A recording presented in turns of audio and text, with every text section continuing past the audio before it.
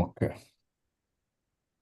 Uh, Radharani Mataji, are you getting any chance to publish summary for chapter wise? Are you busy? Not able to do, Prabhu. I come back, I'll do, Prabhu. Okay. Okay, Mataji, no problem. Okay, so let's begin. And Hare Krishna Prabhuji, Dandavat Pranam. Dhanush Pranam Mataji. Yeah. Okay, so now we're going to the fourth chapter, which is called the process of creation. This is also a very small chapter, has only about 25 slokas. So now we've come to a stage where Parikshit Maharaj experienced many answers related to the questions that he was asking, right?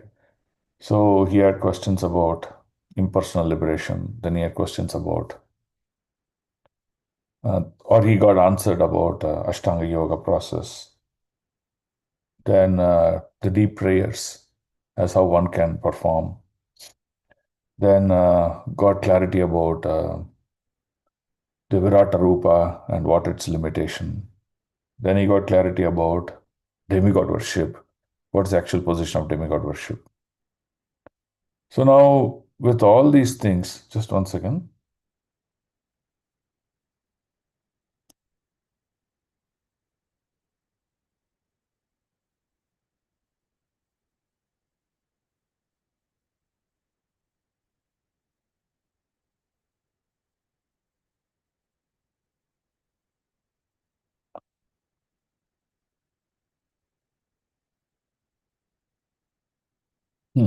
So then we discussed about demigod worship, where he got answers about what the demigod worships are. So now he is very clear. What is he very clear? Bhakti Yoga Prayojitaha. He is very clear about that. So now he is now asking the next set of questions to Sukadeva Goswami about, please explain me the process of creation. So in that process is where we are coming to this chapter 4. Chapter 4 is not technical like the previous chapter. The next chapter is very technical. We'll go detail into creation and other aspects. But now here he is more about the consciousness of Parikshit Maharaj, right? Where he is now trying to tell us that concentration of Krishna, focus your attention on Krishna is the most important thing. And when you want to focus on Krishna, one should detach himself from material activities. If someone keeps on doing material activities, even at the later stages of life, then you will see that he is focused on Krishna, either distorted or cannot happen. It is our illusion that we are thinking it is happening, but actually it cannot happen, right? So that forms the eligibility for someone to practice Bhakti Yoga. And that's what Parikshit Maharaj is explaining this chapter now.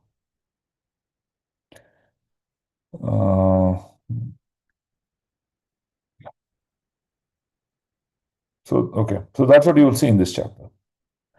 And post all this, thought process, Prabhupada explaining the position of Parikshit Maharaj. Then Sukadeva Goswami goes on offering his prayers unto the Lord because he's going to speak about the subjects which are directly connected to the Lord now. So this chapter is going to be very quick. We can finish in about 2 classes. And this is just a preset before discussing the actual process of material creation. Okay? So we'll just offer our prayers. Namo Om Ajnana-timirandasya Jnana-jana-shalakaya Chakshurunmilitam Yena Tasmai Shri Gurave Namaha Shri Chaitanya Manobishtam Stapitam Yena Bhutale Swayam Rupa Kadamayyam Dadadi Swapadandikam Vandeham Shri Guru Shri Yuta Padakamalam Shri Gurum Vaishnavamscha Shri Rupam Sagrajatam Sahagana Raghunathanvitam Tam Sajivam Sadvaitam Savadhutam Parijana Sakitam Krishna Chaitanya Devam Shri Radha Krishna Padam Sahagana Lalita Shri Vishakhanvitamscha. He Krishna Karuna Sindhu Dinabandho Jagatpate Gopesha Gopika Kanta Radha Kanta Namostute Tapta Kanchana Gaurangi Radhe Vrindavaneshwari Rishabhanu Sute Devi Pranamami Haripriye Vancha Kalpatarubhyascha Kripa Sindhubhya Evacha Patitanam Pavanebhyo Vaishnavebhyo Namo Namaha Namo Om Vishnupadaya Krishna Prasthaya Bhutale Srimate Bhaktivedanta Swaminiti Namine Namaste Saraswate Deve Gauravani Pracharine Nirvishesha Shunyavadi Paschata Desatarine Nama Mahavadanyaya Krishna Prema Pradayate Krishnaya Krishna Chaitanyaya Namne Gauratushe Namaha Namo Brahmanya Devaya Go Brahmana Hitaya Cha Jagaditaya Krishnaya Govindaya Namo Namaha Jai Shri Krishna Chaitanya Prabhu Nityananda Shri Advaita Gadadhar Shivasadi Gaurabhakta Vrinda Hare Krishna Krishna Krishna Hare Hare Hare Ram Ram Hare Hare Sarvopadi Vinirmuktam Tatparatvena Nirmalam Rishikena Rishikesha Sevanam Bhakti Ruchyate Vasudeve Bhagavati Bhakti Yoga Prayojitaha Janati Asya Vairagyam Jnanam Yad Brahma Darshanam Krishnaya Vasudevaya Devaki Nandanaya Cha Nanda Gopa Kumaraya Govindaya Namo Namaha. Okay.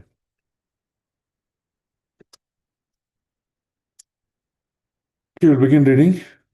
So, this is called chapter entitled The Process of Creation, reading from Canto 2, chapter 4. Suto Vacha. Vaya Shakeriti Vachas Tattva Nishchayam Atmanaha Upadarya Matim Krishne Autaryeha Satim Vyadat. Suta Goswami said, Maharaj Parishit, the son of Uttara, after hearing the speeches of Sukadeva Goswami, which were all about the truth of the self, applied his concentration faithfully upon Lord Krishna. Right? So, this Tattva Nishchayam Atmanaha, that means who understood the truth. Right? Truth about Atmanaha. Atmana means refers to self. He says, Upadarya Matim Krishna. So, Upadarya means once he is able to understand this much, then he becomes self-realized. Right? So, a self-realized person, what does he do? He concentrates his mind on Krishna. He focuses on Krishna, the lotus feet of Krishna. So, Autaryaha, Autareyaha, this refers to son of Uttara. Who is son of Uttara? Parikshit Maharaj. Right? So, he started to focus his mind by fixed his mind on the lotus feet of Krishna. So, what is a fixed mind on lotus feet of Krishna? It's not that you keep picture of Krishna's lotus feet and keep thinking about it. No, you remember Krishna, all his activities, his pastimes, his instructions, and you meditate upon him. Krishna says that one who meditates upon me, to him, right, as a Paramatma in his heart, I open up the knowledge. What knowledge? Knowledge, the truth. Truth about all these existential things. Truth about Vaikuntha Loka, truth about the material world. So, Krishna can be known only when Krishna reveals about himself. Krishna cannot be known by our analytical study. That's the point here. So if Krishna has to reveal himself, whom will Krishna reveal to? Krishna will reveal to his true friend. So for example, the previous classes we talked about Haridasa Varyo. So Haridasa Varyo refers to three kinds of personalities. The first personality we talked about was Yudhishthir. The second personality we talked about, Uddhava. Third personality we talked about is Govardhan. So, in the difference between Yudhishthir and Uddhava, what is the main difference is that Krishna engaged Uddhava in his confidential activities. So, for example, he wanted to send an intimate letter to the gopis when he got separated. So, he engaged Uddhava, but he did not engage Yudhishthir. So, you can see that intimacy and confidentiality can manifest only when there is true exchange of love between um, devotee and the Lord. So, as sadhakas, unless we are able to remember the Lord and apply our consciousness and devotion to the Lord, you will see the revelation of Lord will not happen or become very limited. And also, there is also the other effect. What's the other effect? The revelation of the Lord will be according to one's consciousness. If our consciousness is all about material, and we're looking to seek more and more material activities and information, the Lord will reveal that. So that's an important point that we need to understand. What is the state of consciousness? Prabhupada always tells a person with cheating mentality will land up with a cheating guru. Huh? The guru will cheat, the student also will get cheated, both will go to hell. So it all boils down to our state of consciousness. What are we thinking? What are we doing? And whatever we think, that becomes the course of our life. That's what the Lord is trying to tell you. Okay? So now in this in this purport, you can see how Parikshit Maharaj is revealing what is he is trying to do now. Can someone read the yellow? Shall I, Prabhu? Yes, Mataji, Prabhuji. To become a pure devotee of Lord Krishna, two things are very much essential, namely having a chance to be born in the family of a devotee and having the blessings of a bona fide spiritual master. By the grace of Lord Krishna, Parikshit Maharaja had both opportunities. He was born in a family of such devotees as the Pandavas, and just to continue the dynasty of the Pandavas and show them special favor, the Lord specifically saved Maharaja Parikshit, who later on, by the arrangement of the Lord, was cursed by the boy of a Brahmana and was able to get the association of such a spiritual master as Sukadeva Goswami. Hare Krishna. Hare Krishna. So now what are the two essential ingredients to become a great devotee? Right? Namely, having a chance to be born in a family of devotee. Right? So if your family born a family of devotees, you can become devotion. Now, many people who have not born family of devotees, they also became devotees. That is because of the mercy of another devotee. Right? Because of a mercy of another devotee, another will also become devotee. So that is what we understand of this. Then, having the blessing of a bona fide spiritual master. So Krishna reveals through the Acharya, through the spiritual master. So when we get the blessings of a spiritual master, we can realize Krishna. Right? So we have many pastimes. So you tell me a pastime, or we can discuss about the current situation. See, Parikshit Maharaj got the curse, and then he was going to the banks to perform his tapas. He decided that I don't want to have any more of this material kingdom, family, wealth, riches, name, fame. He was not interested in all those things. He renounced all of them, went to the banks of Ganges, and started to meditate on the Lord. He did not go send his ministers to specifically invite Sukadeva Goswami. No. When he was meditating, when the Lord saw the sincerity in the heart of Parikshit, he automatically revealed to Sukadeva Goswami. Otherwise, Sukadeva Goswami is never available freely to even to access him. By the inspiration of the heart of Sukadeva Goswami, he came. So, Sukadeva Goswami coming to this arena and speaking Srimad Bhagavatam demonstrates the sincerity of devotee in remembering and meditating on the Lord. When our sincerity in devotion also is true, then the Guru and the Guru's instruction, Guru's services, all those things get revealed. When our sincerity is lost, that revelation will never happen. So, can anyone tell us any other pastimes where Krishna reveals in the heart of a Guru, then he comes to save the devotee?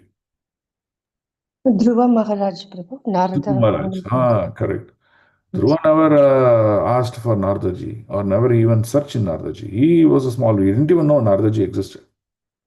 He just went to perform his tapasya, and inspired by the sincerity of Dhruva, the Lord inspired the heart of Narada to come there. So the key is the sincerity. Any other pastime that we can think of? Prabhu, Prachetas Shiva came to. Yeah, correct, perfect. Very good.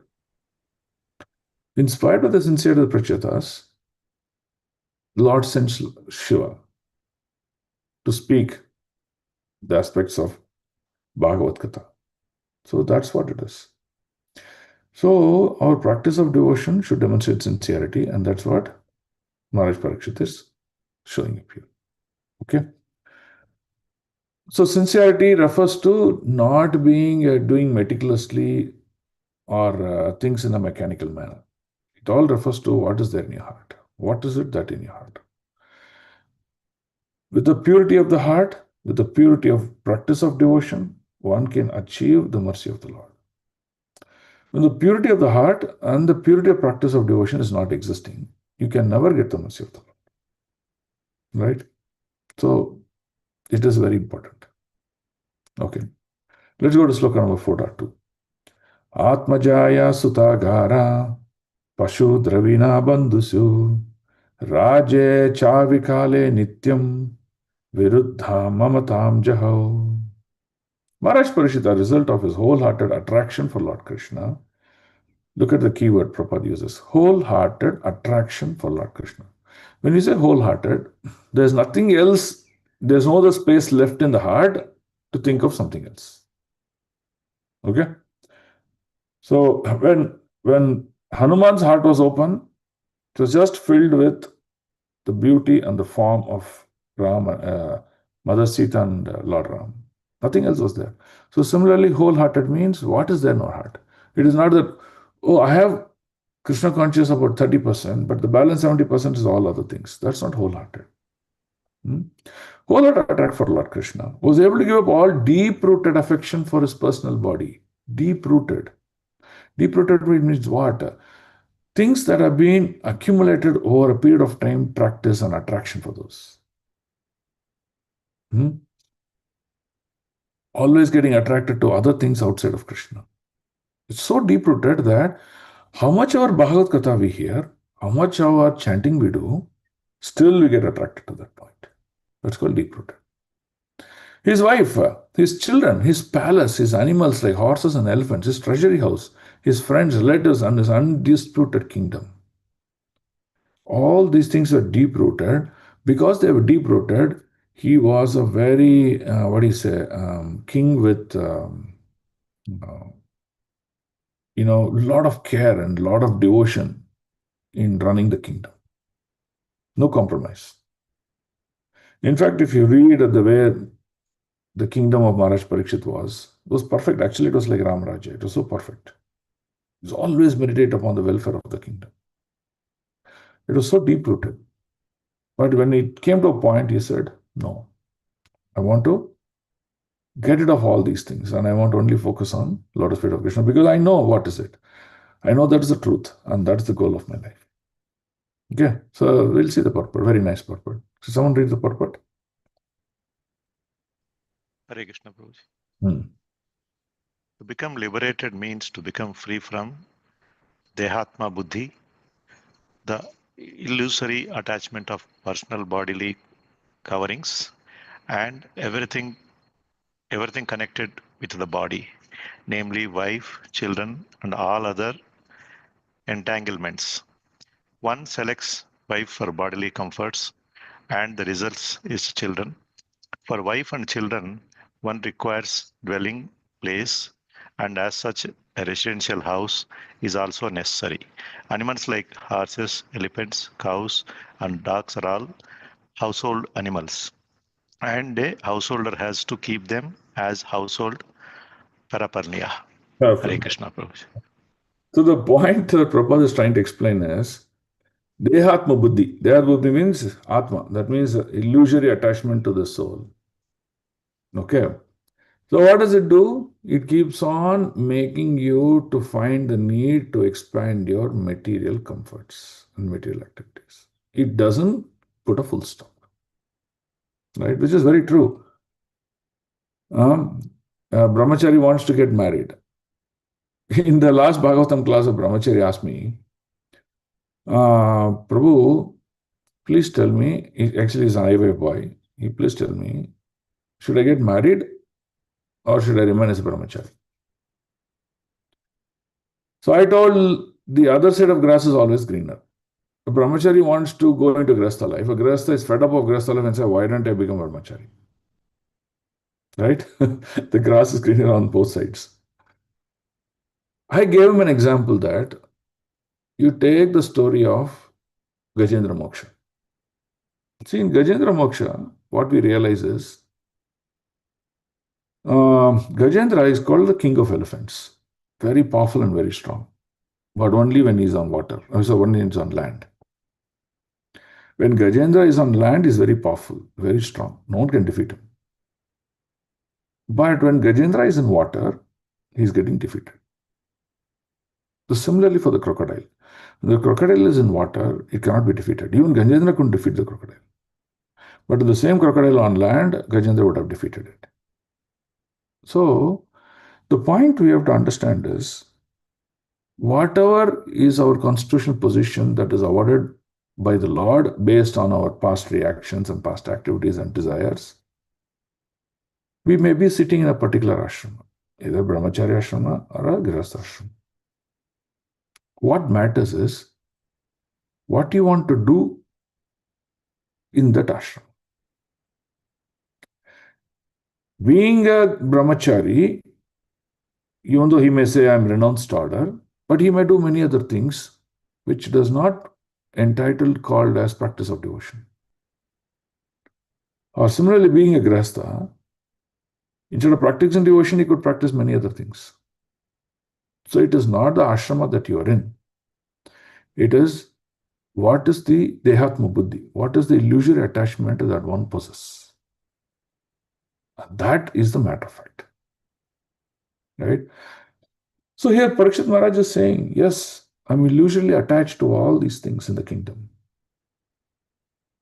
I am not interested in this. I have done my duty. And I've done my duty to my kingdom. I've done my duty to my kith and kin. I've done my duty to my family, immediate family members like son, daughter, wife, and all these things. I've done everything. Now I want to completely detach and focus my mind on Krishna. Right? So this is called devotion. And this is what Parikshit Maharaj is demonstrating. Okay? So the conclusion is, irrespective of the ashrama, one can succeed and one can fail. But one who is a realized soul, yes, he takes the maximum advantage of the ashrama that he's sitting and he practices devotion without attachment. Right? Without material attachment. And that is what is succeeding. Okay. Now let's read the other highlights. Can someone read? Hare Krishna Prabhu. Dandavad Pranam. Can I read, Prabhu? Yes, yes. Yeah. Attachment for household paraphernalia and for Lord Krishna so poorly together. One attachment is the path of darkness, and the other attachment is a path of light. Where there is a light, there is no darkness, and where there is darkness, there is no light. But an expert devotee can turn everything to the path of light by an attitude of service to the Lord. Hare And the best example here is Pandavas. The Pandavas. Maharaja Yudhishthira and householders like him can turn everything to light by devoteling so-called Dovetailing. That means dovetailing, attaching.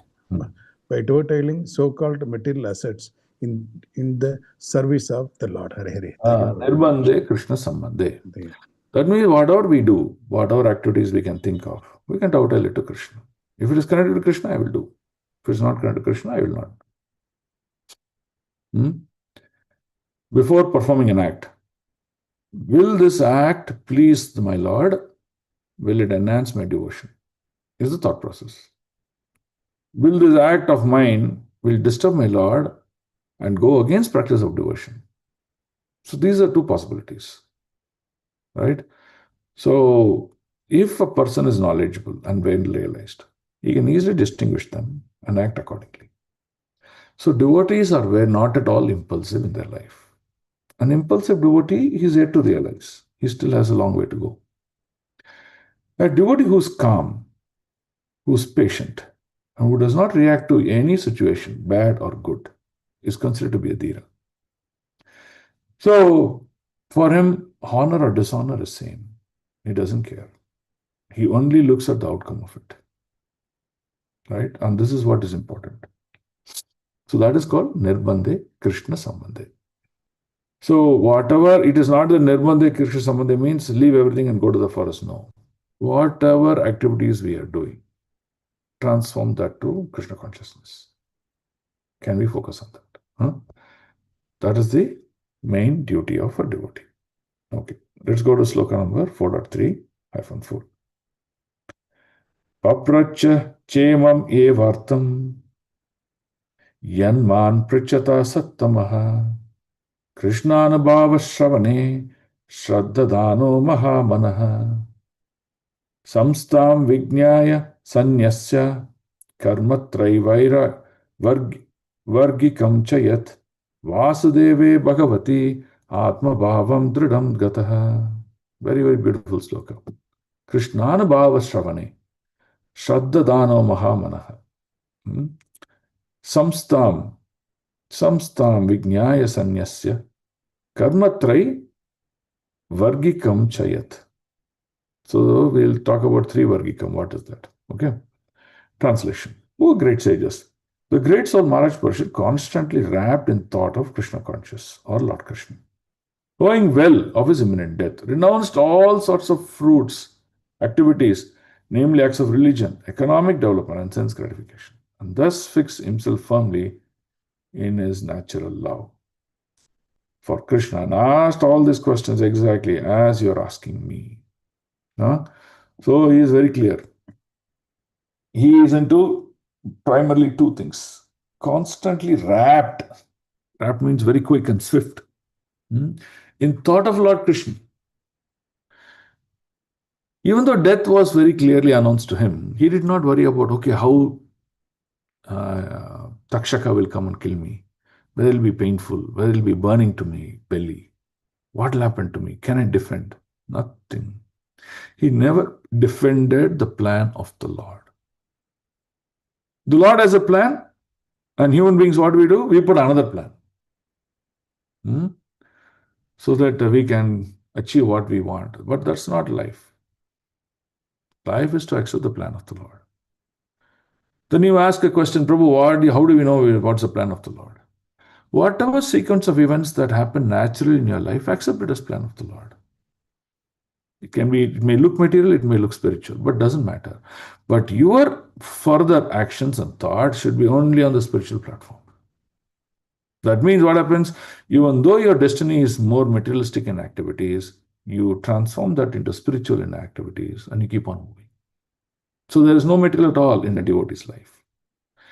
And this is how natural love, instinct for Krishna will manifest in our heart. Okay. So now here, if you look at it, it says, karmatrai vargikam chayat. So what are the four purusharthas? Dharma, artha, kama, and moksha. Right? What is dharma? Dharma means performing prescribed duties. Artha means when you perform your prescribed duties, you are awarded with some opulence. Just like you perform a service, you're paid a salary for it, just like that. Okay, dharma, artha. When you're getting opulence, the thought process of a purushartha, which is not the right thing. I'll talk about from a Vaishnava philosophy point of view. When you're given opulence, the general tendency of a human being is what? Oh, I'll enjoy. So by continuously performing your prescribed duties, one will become opulent, they will enjoy, and they will think at the end of this life, I'll go moksham. That moksham is called a Saija moksham, not the right moksham. But here, Parikshit Maharaj is doing something very clear. He is only talking about Traivargikam. Why? What is Traivargikam? He is saying Dharma, Artha, and Kama. He is saying, I'm not interested in doing that. I'm only focusing on the moksha. Okay. So now when he says he's not doing it, what is he doing? We'll see that. He's saying Krishnanubhava Shravane Sraddadano Mahamanaha. What is Krishnanubhava Shravane?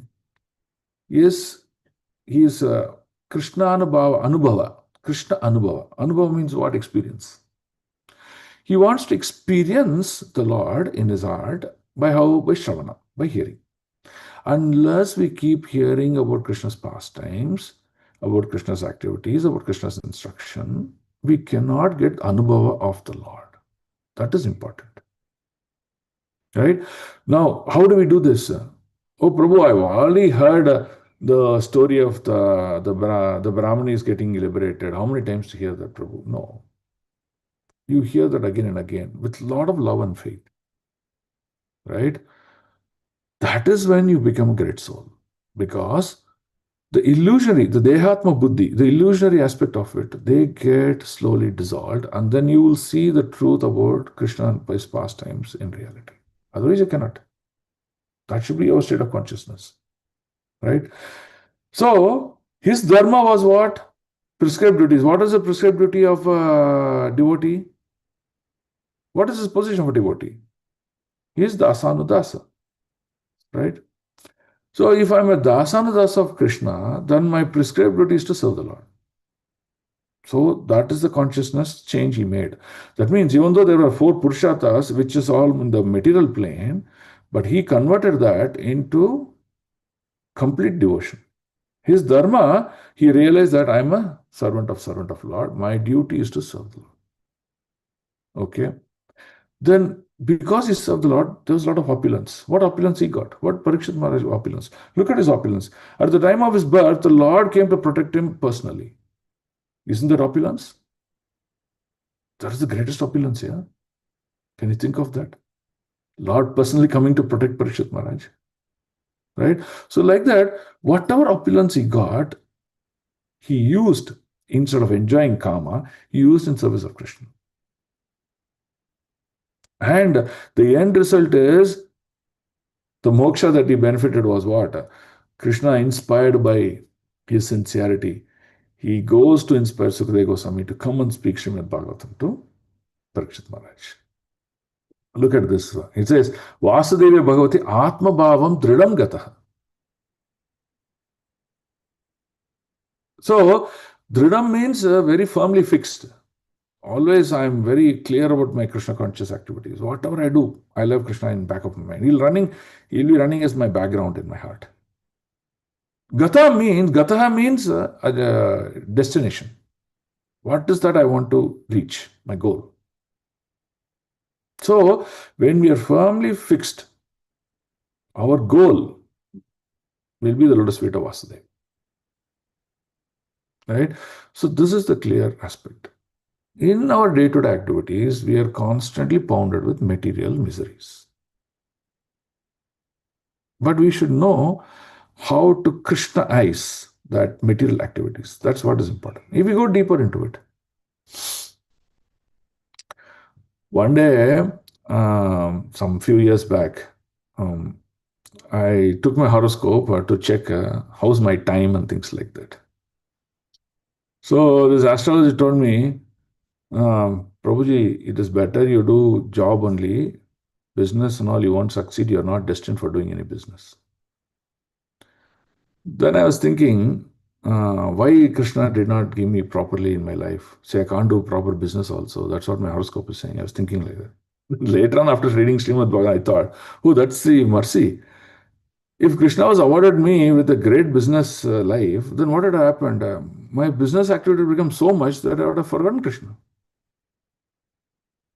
You see how the Lord benedicts each one of us according to our desire and our state of consciousness.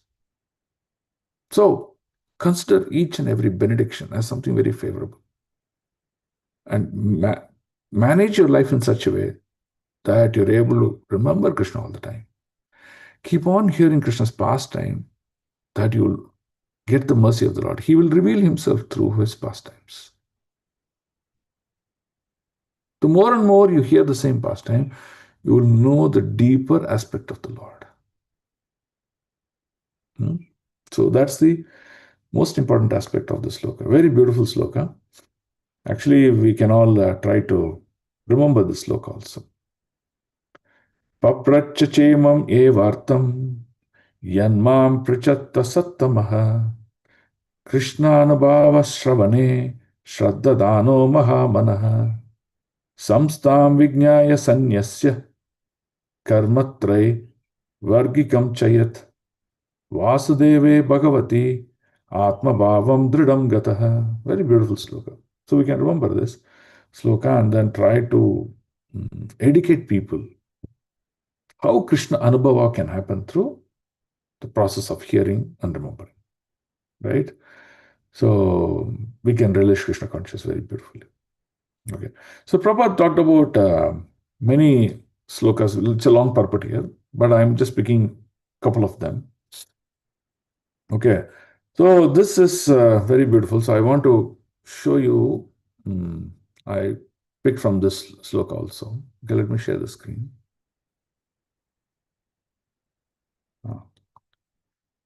Okay, so now Krishna Anubhava.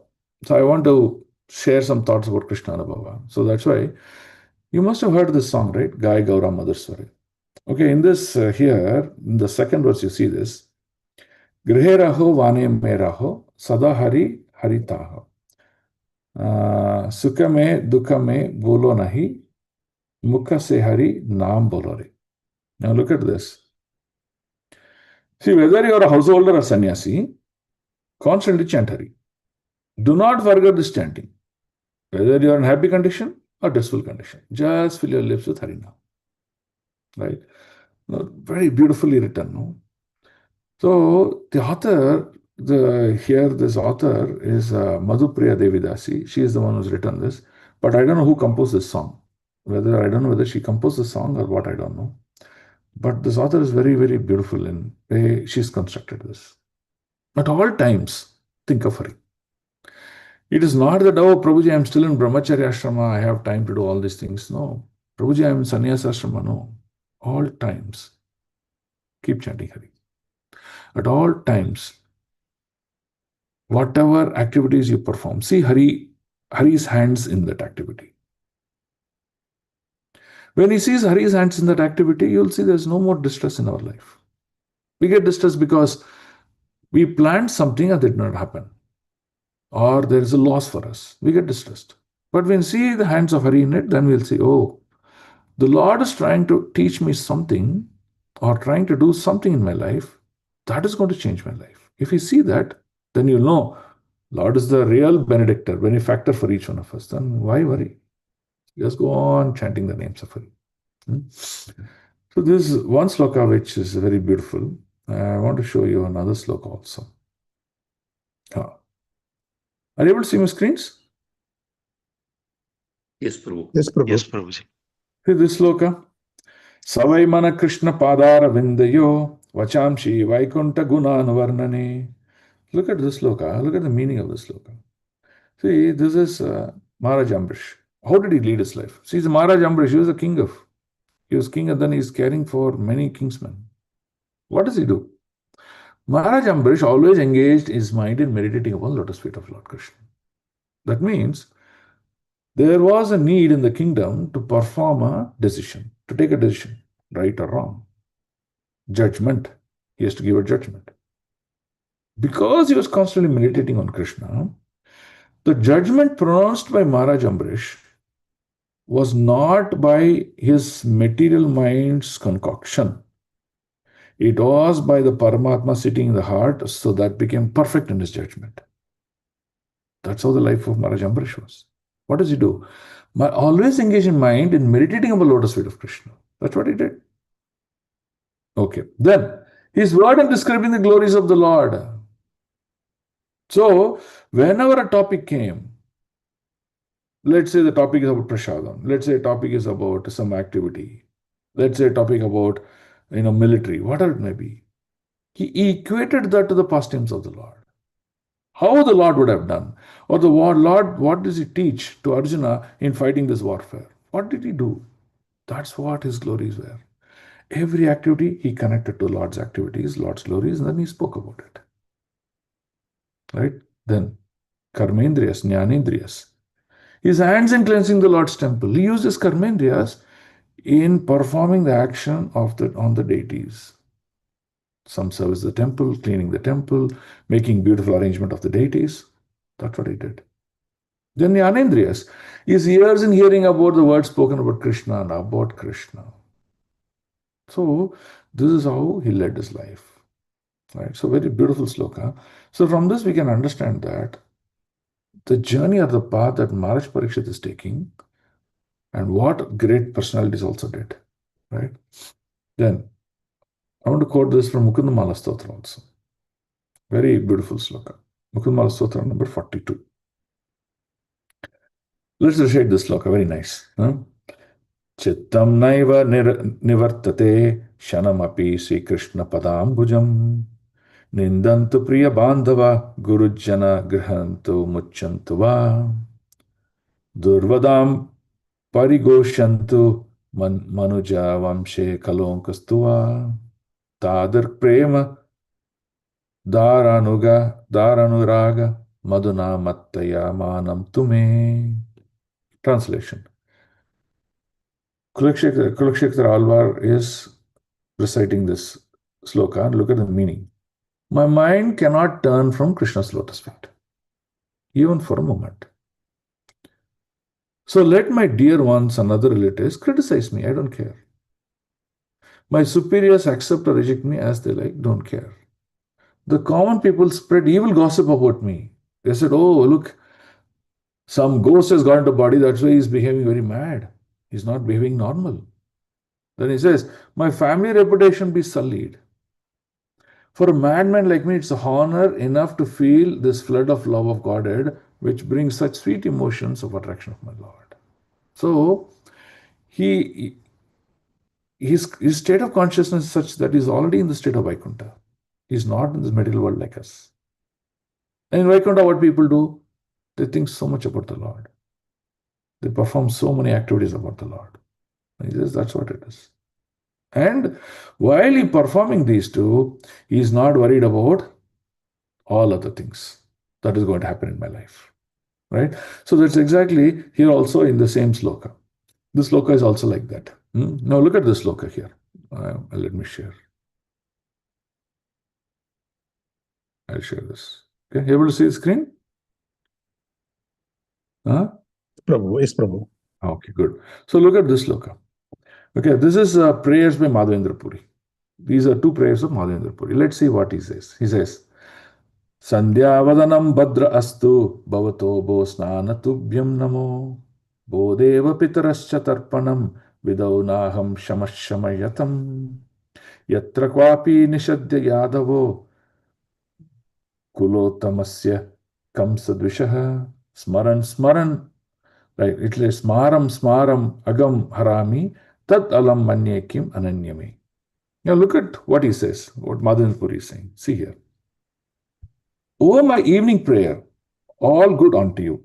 What is that? It says Sandhyavadana Badram. What is Sandhyavadana Badram? Sandhyavadana is 3 times. Morning, afternoon, and evening. I'm supposed to do my prayers.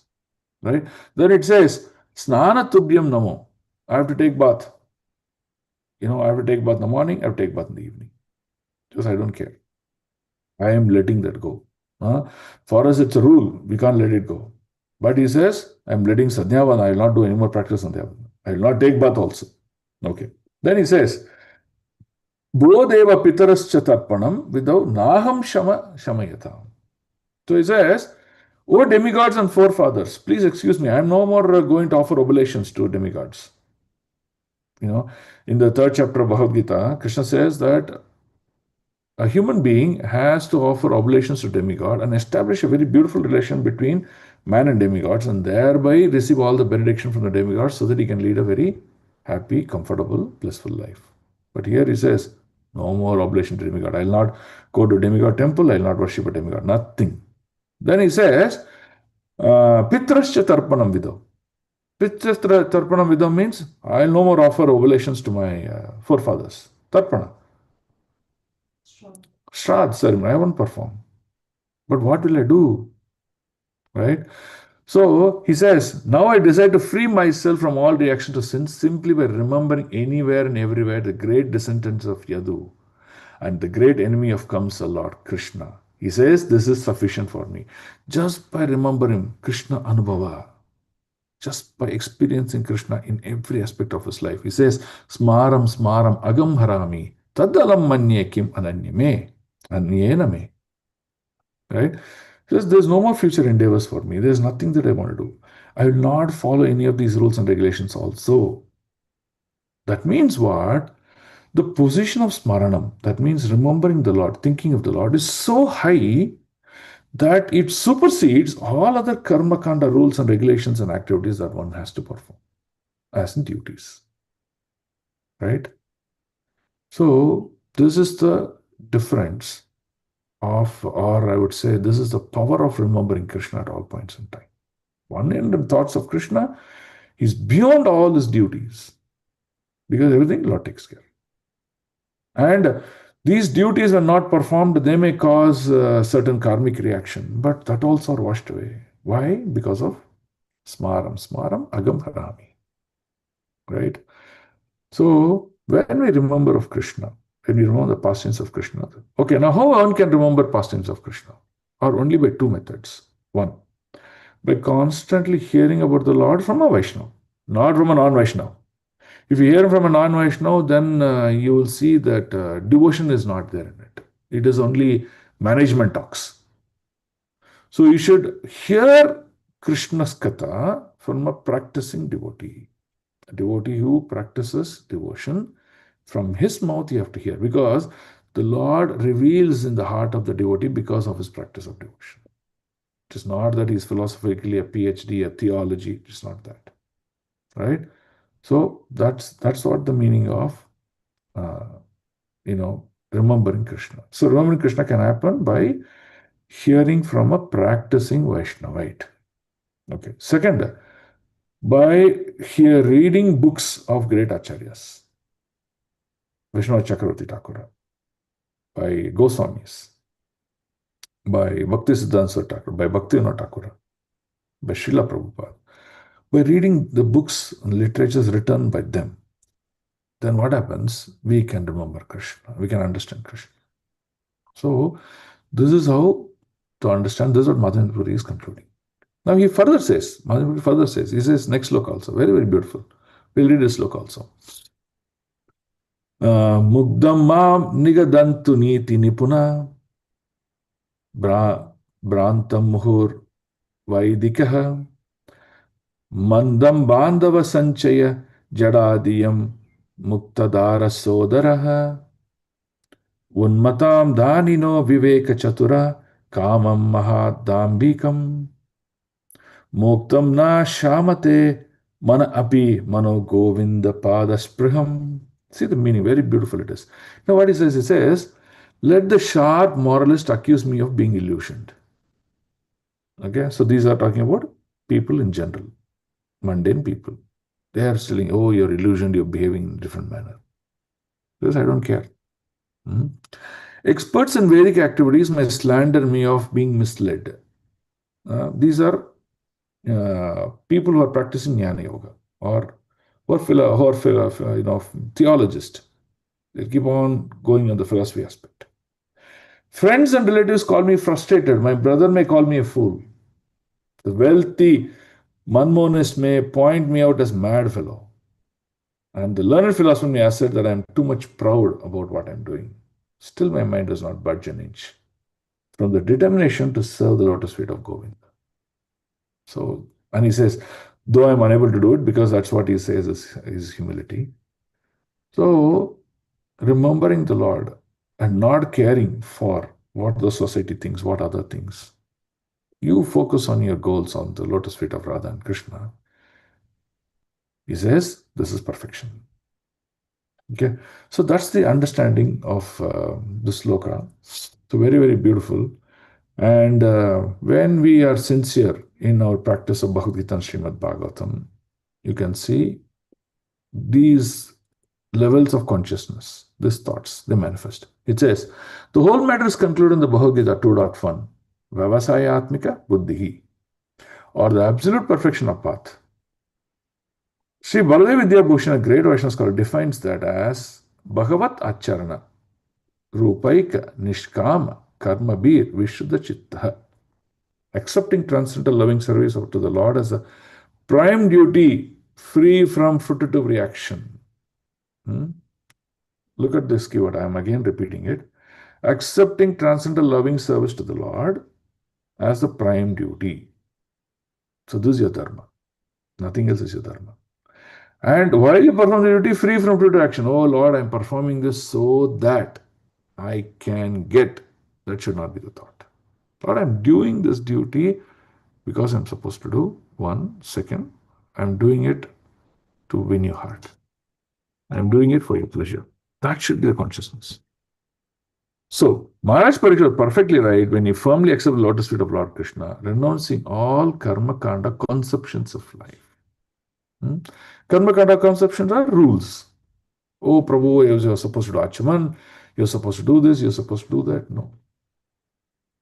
In Krishna Leela, we saw many pastimes where, the Gopakumaras would steal from Krishna's box, prasad, and they would eat.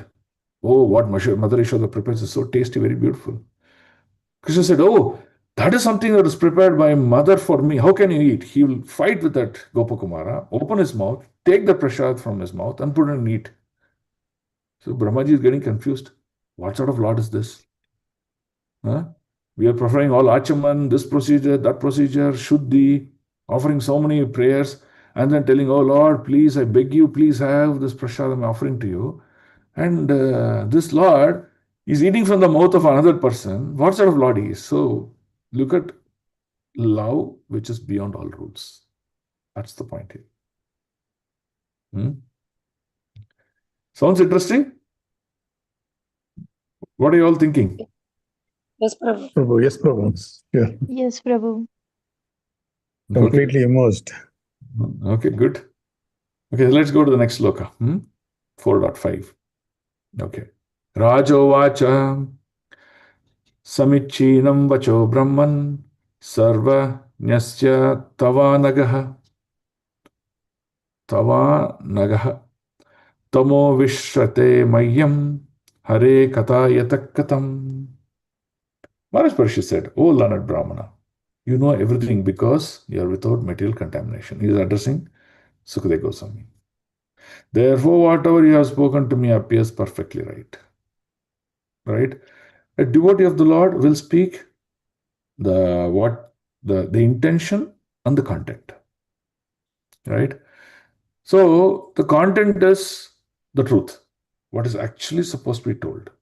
The intention is the loving devotion service to the Lord. So the intention of Sukadeva Goswami and the content, the whatever he wants to speak, both are without contamination. He says very pure. Hence Prabhupada said, purity is the force of our movement. If we devotees are also pure in our thoughts, pure in our content that we speak, in our actions, in our behavior, then you'll see that will translate into greater devotion service. So this is what is important. Therefore, whatever you have spoken to me appears perfectly correct. Your speeches are gradually destroying the darkness of my ignorance, for you are narrating the topics of the Lord. So as more and more I hear about the Lord, All the material darkness, material activities, thoughts that I have, I want this, I want that, all the things just go away. You're simply happy with whatever you possess. You're simply happy with whatever devotion service that you're doing. Hmm? In English, there's a word called target. Set the target and achieve. So those kinds of thoughts should go away. If my mercy of the Lord is there, it will flow towards me. Okay? This is a very beautiful purport. Um, uh, really, what do you say? Um, Rekindling our consciousness. Okay, so someone read this purport.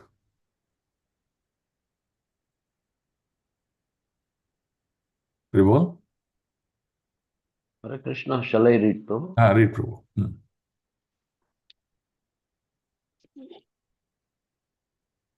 The practical experience of Maharaja Parikshit is disclosed hearing, revealing that transcendental topics of the Lord act like injunctions when received by the sincere devotee from a person who is perfectly uncontaminated by material teachers. In other words, reception of the messages of Srimad Bhagavatam from professional men heard by Karmakandiya audience never acts miraculously as stated here. Devotional hearing of the messages of the Lord is not like hearing ordinary topics. Therefore, the action will be felt by the sincere hearer by experience of the gradual disappearance of the ignorance. Yeah, so this is very important. See, when you started the Krishna conscious, you see how much of ignorant you were. And what is the level of ignorance? It has come down. So it is called gradual disappearance because you're continuously practicing bhakti, you're continuously chanting. Yes. Very, very beautiful sloka. Please read the sloka, Prabhu. Yasya deve para bhaktir yatha devi tata gurau tasya tasyaite katitahi artah prakashante mahatmanah. Shvetashvatara Upanishad 6.23. When a hungry man is given food to eat, he feels satisfied. Krishna, Of the hunger. last line I am unable to see. Okay, when a hungry man is given food to eat, he feels satiation of hunger. Satiation means extreme satisfaction, full. For example, I'm eating 2 ladus. Okay, I'm satisfied. One more laddu, that's it, Prabhu, I can't eat anymore. So that's called full satisfaction. Okay, and the pleasure of dining simultaneously. Okay, thus he does not have to ask whether he has actually been fed or not. The crucial test of hearing Srimad Bhagavatam is that one should get positive enlightenment by such an act. Now, what does this mean? It means that one will never get satiated. That means completed, saying that, okay, Prabhu, I've done. I've read all the 12 cantos of Srimad Bhagavatam. I'm done. There's no more need to recover. He'll never get into that. He wants to read more and more, again and again, repeatedly hearing and hearing. That's the that is how the ruchihi will improve. That's what it means. Okay? Yeah, the real hearer of Srimad Bhagavatam is like this. He will hear as if hearing it for the first time. He will never show satiation. Oh, Prabhu, I've heard, that's it enough, Prabhu, no more this story, I will hear something else. No, that never happens with the devotee. That's what it means. Okay? So throughout your life, go on hearing Srimad Bhagavatam. There was one devotee who asked Srila Prabhupada. Prabhupada, I've already read all the 12 cantos, all the books, 18 volumes of Srimad Bhagavatam. What should I do now? Prabhupada said, read again. That's it. So there is Srimad Bhagavatam never satiates, saying that, okay, I'm full. It doesn't happen at all. Okay? Okay, let's read sloka number 6. Bhuya eva vivitsami bhagavanatma mayaya yatedam srijate vishvam dhruvi bhavyam adishwarai. Now Parikshit Maharaj is asking, I beg to know, from you, the personal Godhead, about his personal energies. So, the first part of sloka till sloka number 5, we were talking about the state of consciousness, especially the sincerity with devotion, Shraddhadana with faith of Parikshit Maharaj. That's what we read. Now, Parikshit Maharaj, because he's in that state of consciousness, with Krishna as the core center in his life, now he's asking that question, please explain the personal energies of the Lord. Right? Creates these phenomenal universes as they are. How come these universes are so phenomenal? If I go to the sky, I can see many, many andas, many solar systems, many stars, and all of them are floating in this air. Who's holding them? How this is happening? So he's asking, that's why he uses the word phenomenal universes. They are, which are inconceivable even to the great demigods. Even the demigods cannot see. So what is this? Right? So that's what he's asking. Now, from the depth of the question, that you can understand that what is the state of consciousness? People who do not have proper consciousness development, they'll keep on asking questions for show off. You can easily understand from a person's question whether it is show off, or whether it's ignorance, or whether it is deep devotion. If you don't have a question that is based purely on devotion, better not ask the question. Be a good listener. That's the point here. Okay, so now someone read the purport here. So Maharaj Parikshit, Hare Krishna. Hare Krishna, Prabhuji. Can I read again, Prabhuji? No, only one turn per person. He'll give turn to another one. Hare Krishna Prabhuji. Please read, Mataji. So Maharaj Parikshit wanted to know the process of creation. The origin of creation was known to him.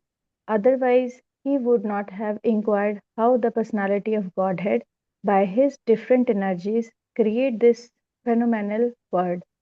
The common man is also known that the creation is made by some creator and is not created automatically. We have no experience in the practical world that a thing is created automatically. Foolish people say that the creative energy is independent and act automatically as electrical energy works. But the intelligent man knows that even the electrical energy is generated by an expert engineer in the localized powerhouse, and thus the energy is distributed everywhere under the resident engineer's supervision. Supervision. The supervision, the Lord's supervision in connection with creation is mentioned even in the Bhagavad Gita 9.10, and it is clearly said there that material energy is a manifestation of one of many such energies of the Supreme. Hare Krishna. Okay. So 9.1 is this Maya Dakshina Prakriti. Okay. So the point of conclusion is here that without a creator, there is no creation. Without an actor, there is no action. Right? Without a cook, there is no boga that is getting created. That's the point you have to understand. Right? So behind every action, there is someone who's the root cause for performance of that action. That's what you have to understand. Here, everything they're culminating, saying that Parikshit Maharaj is concluding that there is the Lord's hand behind every creation. So his first question is, he's asking, why did the Lord create this material world? Now, Parikshit Maharaj could have even asked, why Lord performed the Ras Leela? Or tell me about Krishna's pastime in Vrajabhumi. He could have asked the pastimes of Prem Sarovar and Vrajabhumi. He didn't ask all those intimate aspects of Lord Krishna. He first asked this question, why is this material element is present, and why Lord created it? And what energies of the Lord are making it to make this material world to work so perfectly? That's the first set of questions that he's coming up with. Right? So what we can conclude out of Parikshit Maharaj's thought process is, if you take Srimad Bhagavatam, the 10th canto talks about the personal, direct pastimes of the Lord. The entire 10th canto. So the 10th canto also has pastimes like Rasa Leela and also intimate pastimes of, Madhurya pastimes also are there. So one should not jump into conclusion to straight away understand those pastimes which are direct and intimate to the Lord. Because the state of the mind may be impure, and hence we may wrongly conclude about Lord's and Lord's activities, which is not a good thing to do. So devotion is to start from the lotus feet of the Lord, not to see the face of the Lord. So hence, it is recommended that one should read the first 9 cantos in a systematic manner, understand about the glories of the Lord. If you understand the glories of the Lord, then you can understand now how wonderful He is. Then it is good to understand His intimate pastimes. So this is why Acharyas, they recommend starting from first canto reading Srimad Bhagavatam. Now here Parikshit Maharaj is demonstrating the same mode and behavior. He is also asking, why is this material world? What is this material energy? What is it composed of? Why did Lord created this? How He created this? So this is the consciousness of Parikshit Maharaj also, right? Now, if you remember this song in Damodarashtakam,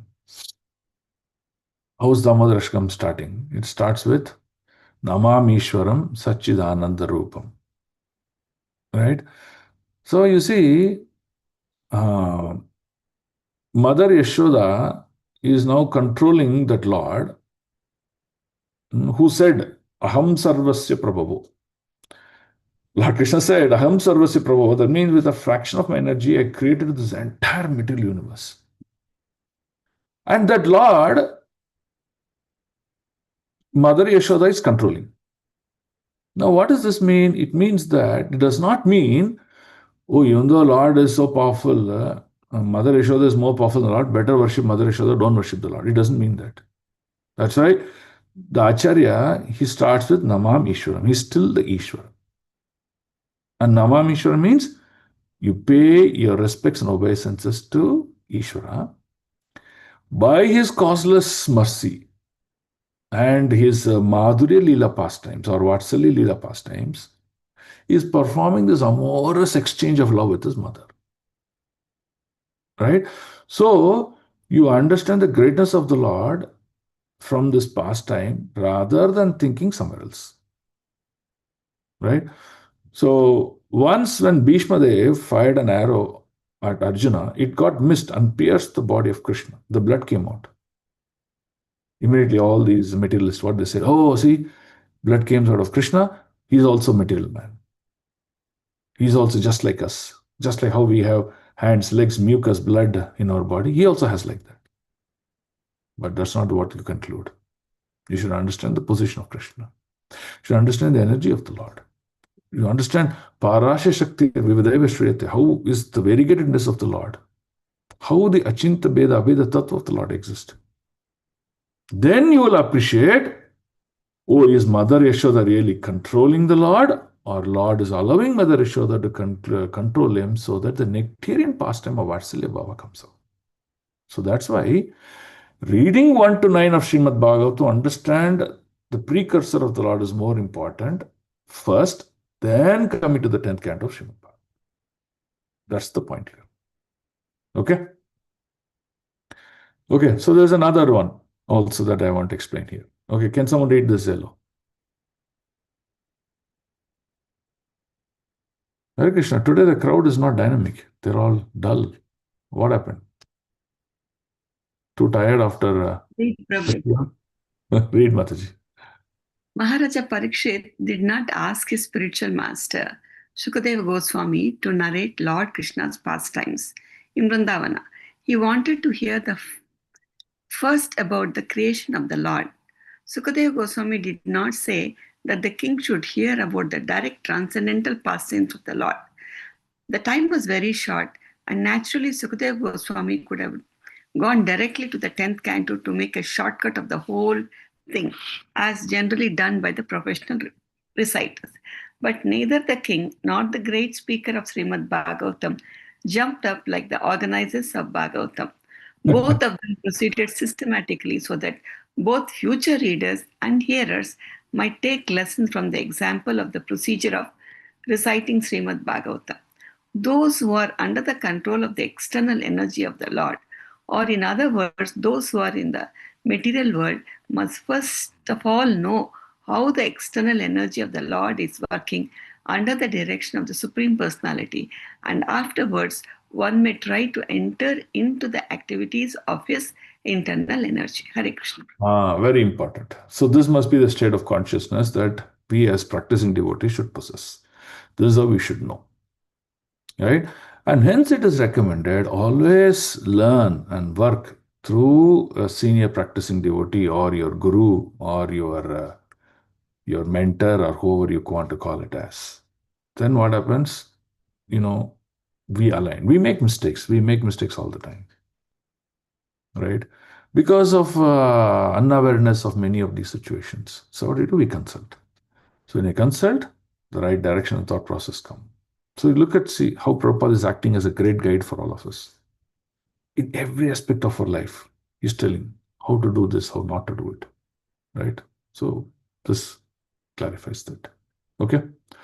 Okay, we'll just read one sloka for the day and then we'll end today. Sloka. Okay? 4.7.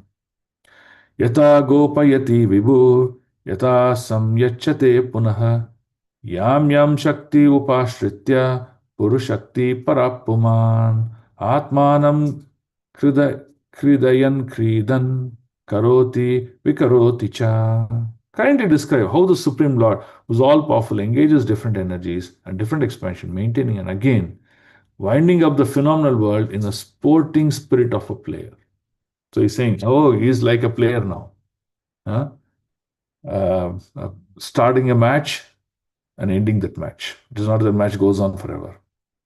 And then he starts a new match again. That's what a player does, right?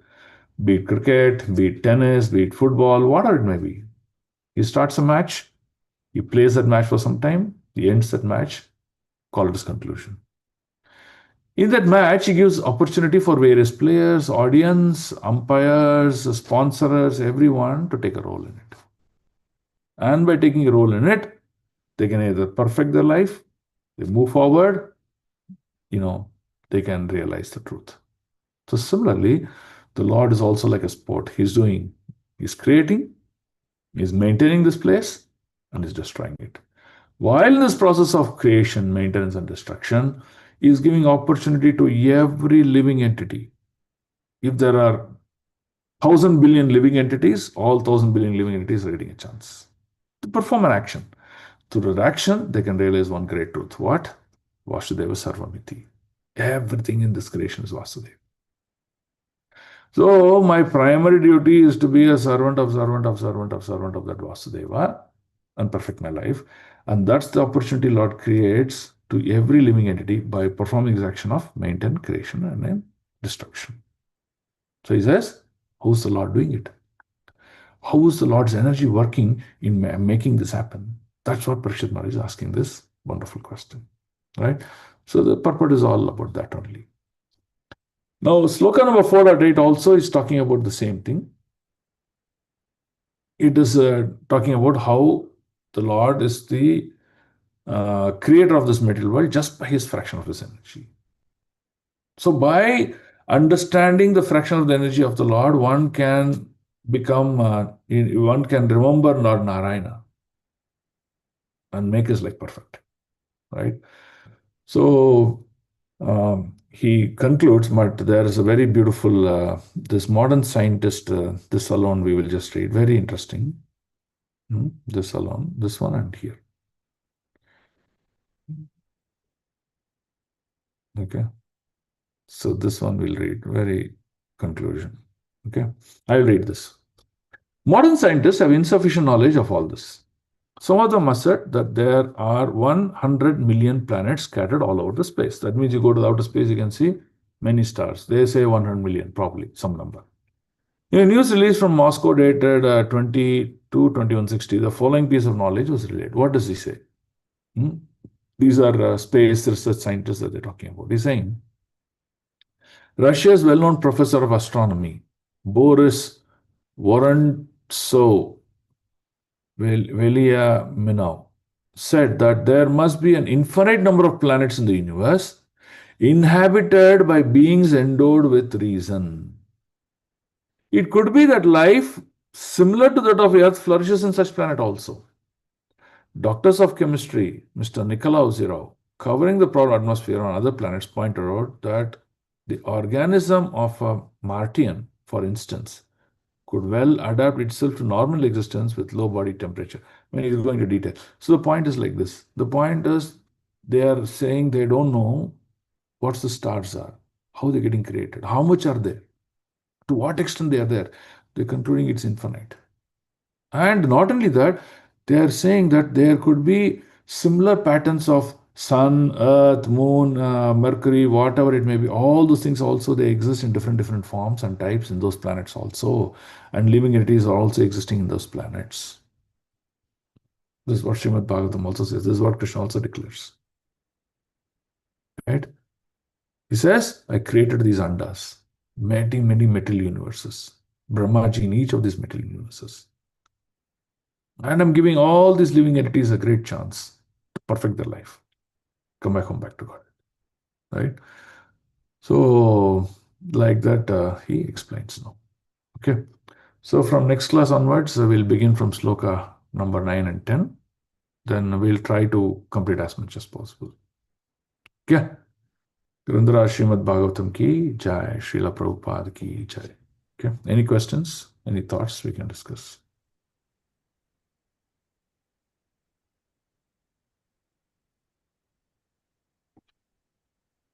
All silent today.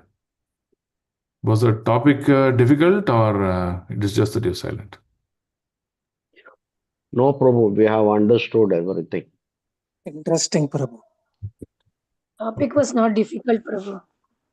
Okay, very good. Any other questions? So this chapter is very simpler, but the next chapter will become very technical. So keep with the pen and paper for the next chapter because we're going to go to every technical detail, scientific it will be, when we discuss the next chapter. That is 2.5. Okay. Hare Krishna, Prabhu. Yes, In the Mataji. last class, Mataji asked one question, no, Prabhu, why creation was done. You said you will tell in this class. Now we are creating the mode of creation. In chapter 5, introduction, we'll talk about why creation is done. Okay, still we have to wait for this. Right. Thank you. Hare Krishna. The more, Mataji, the more you wait, the more your curiosity. The more the curiosity, the more the devotion becomes. Thank you. Hare Krishna. Hare Krishna. Dandavat Pranam. Okay. Shall we end? Okay, thank you. Vancha kalpatarubhyascha kripa sindhubhya evacha patitanam pavanebhyo vaishnavebhyo namo namaha Anantakoti Vaishnava Vrinda ki jai Vaishnava Thakur Srila Prabhupada ki jai Om Tat Sat. Thank you. Hare Krishna. Hare Krishna, Prabhu. Dandavat pranam. Hare Krishna, Hare Krishna, Dandavat Prabhuji. Pranam. Dandavat pranam. Dandavat Pranam. Hare Krishna, Dandavat Pranam. Dandavat Pranam. Hare Krishna, Prabhuji, Dandavat Pranam. Hare Krishna, Prabhu. Dandavat pranam, Prabhu.